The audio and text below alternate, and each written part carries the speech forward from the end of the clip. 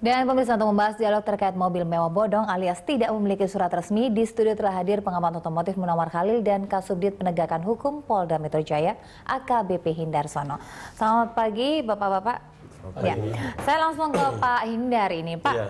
Dari Polda Metro Jaya sendiri ini sebenarnya sudah berapa kasus ini yang ditangani berkaitan dengan mobil bodong gitu, jika kita bisa bilang? Ya, kita luruskan kembali Mbak ya. Kita melakukan penertiban ini yang pertama adalah kita tidak boleh berasumsi bahwa itu mobil itu bodong.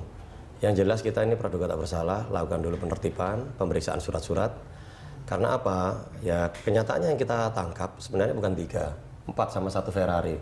Sebenarnya kendaraan ini semuanya dalam proses. Jadi dalam proses kendaraan ini, kendaraan baru dalam proses, semuanya ini memang sebenarnya tidak boleh dikendarai dulu di jalan. Karena belum ada surat resminya. Karena surat ini keluar ini dalam proses itu biasanya sampai hingga 5 bulan, 6 bulan. Namun demikian karena pemilik ini segera untuk mengendarai, maka kendaraan itu dikendarai. Dan juga ini kita lakukan penertiban ini kan karena banyak komplain dari masyarakat, masukan dari masyarakat. Karena kita juga masukan-masukan kaitan masalah kebut-kebutan di jalan. Nah ini kita lakukan penertiban itu. Dan setelah kita lakukan pemeriksaan semuanya, baik APM yang menjual kendaraan itu, pemiliknya ataupun yang mengendarai, semua kita lengkapi, kita cek semuanya. Baru kita berikan jalan keluar. Kita berikan penegasan, kendaraan ini jangan digunakan kembali sebelum surat resmi ada. Kalau memang tertangkap, sampai kembali kedua kali tertangkap, kita tidak akan mengeluarkan kendaraan itu, kita berjanji tidak akan mengeluarkan kendaraan itu sampai dengan surat-surat resmi ada. Ya. Dan kita sampaikan, kalau memang itu kendaraan itu adalah kendaraan bajakan atau maksudnya dari selundupan atau curanmor, ya kita limpahkan ke reskrim nanti. Seperti itu. Tapi berarti dari 4 ini sedang dalam proses, masih sudah ada yang dikembalikan ke pemiliknya begitu dengan catatan tidak dikendarai lagi atau bagaimana? Surat-suratnya kita kan ngecek suratnya, ya form A-nya. Memang faktur masih proses dan dikuatkan oleh keterangan dari APM-nya. Oh ini betul. Dia beli dari tempat salah satu dealer itu dan surat-suratnya lengkap semuanya, betul, baru kita fasilitasi. Kalau memang ini ternyata penjualnya nggak jelas, dia kendaraannya datang dari mana, udah 1 tahun dipakai nggak didaftarkan, mungkin 2 tahun, ya sudah, kita akan limpahkan kepada reskrim. Berarti sampai saat ini, sampai sejauh ini dalam prosesnya belum ada ya mobil mewah yang disita itu adalah mobil bodong, belum ada ya? Betul. Masih dalam proses semua. Mas Khalil, kalau Anda melihat dengan fenomena seperti ini sudah ada 4 begitu yang diamankan oleh Polda sebelumnya begitu. Anda melihatnya kenapa sih akhirnya bermunculan mobil-mobil tanpa surat begitu yang dikendarai oleh pemiliknya?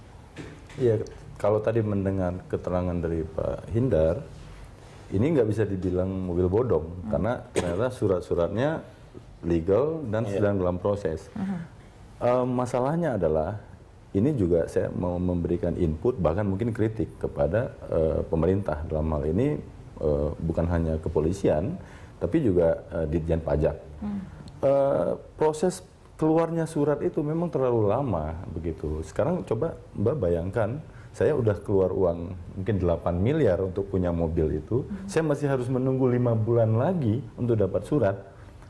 Sementara setiap hari saya menyaksikan mobil itu di depan mata, godaan itu muncul. Mungkin saya akan pindahkan nomor mobil yang lain untuk dipakai sementara. Kasarnya mungkin ya, yang kemarin tertangkap apes gitu. Mungkin banyak yang lain yang melakukan, karena proses keluarnya surat itu terlalu lama. Jangankan mobil mewah, untuk mobil biasa aja bisa sebulan. Terkadang kita butuh pada saat itu juga. Nah, coba kita bandingkan misalnya di luar negeri, di Amerika, orang begitu datang ke dealer, bayar mobil, surat-surat langsung keluar dan langsung pada saat itu juga. Nah, jadi ini ada jarak yang cukup lama yang menurut saya justru memicu begitu ya? Iya, tidak.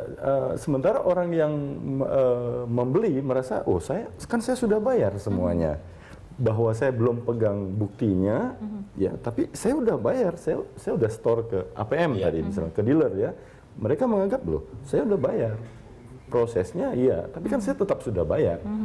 Nah, Tadi Pak Hindarsono bilang bahwa ya nanti akan dikembalikan mobilnya. Saya kira iya memang mereka sudah bayar ya. Kecuali kita bicara dalam konteks mobil bodong itu mobil selundupan. Nah, itu kriminal begitu. Oke. Nah, kalau yang ini tadi saya melihat itu lebih ke PR kepada kepolisian, dalam hal ini Samsat dan Ditjen Pajak, Pemda ya, agar sebaiknya proses keluarnya dokumen-dokumen itu dipercepat. Oke, Pak Hindarsono mungkin bisa menjawab ini. Kenapa begitu lama, Pak? Ya, karena kaitan masalah pemeriksaan dokumen, salah satunya ini kita berbicara yang mobil mewah. Memang betul tadi disampaikan Pak Khalil, kaitan masalah mobil ini kita lakukan penertiban ini sebenarnya bukan hanya mobil mewah. Kalau mobil-mobil seperti mobil biasa yang terlibat balapan liar juga kita amankan. Dan mobil-mobil baru seperti Alphard, Velfire atau mobil Kijang, mobil yang lain-lain lah, yang kelas lain, ini juga kita lakukan penertiban, Mbak. Ya, jadi keterlambatan ini kalau memang mobil mewah itu penyampaiannya karena fakturnya memang keluarnya lama.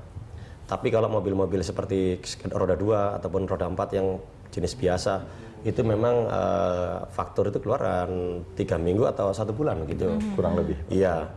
Masalahnya gini juga, kita sebelum, kenapa ini kok terlambat? Kita kembali lagi, sebelum surat itu ada pada dirinya dan kendaraan itu juga memiliki dokumen resmi, jangan digunakan.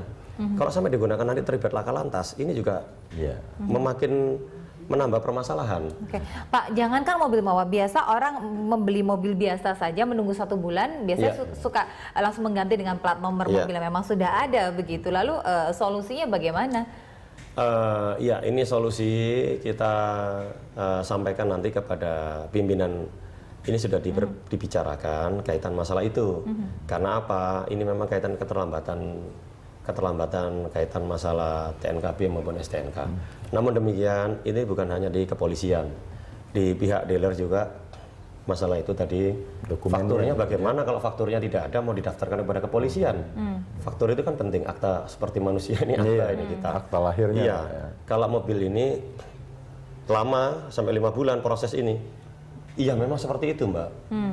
Tidak bisa ya itu dari pihak dealer, dari pihak dealer bukan dari pihak kepolisian.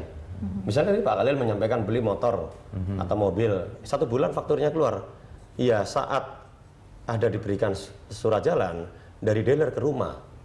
Setelah itu memang nggak boleh kendaraan itu digunakan. Apalagi terus memindahkan nopal lain. Ini terkait ada suratnya lagi, ini pemalsuan juga. Oke, baik. Nanti kita akan membahas lagi ini dalam segmen selanjutnya kali kita sudah pariwisata. Tetap bersama kami, pemirsa.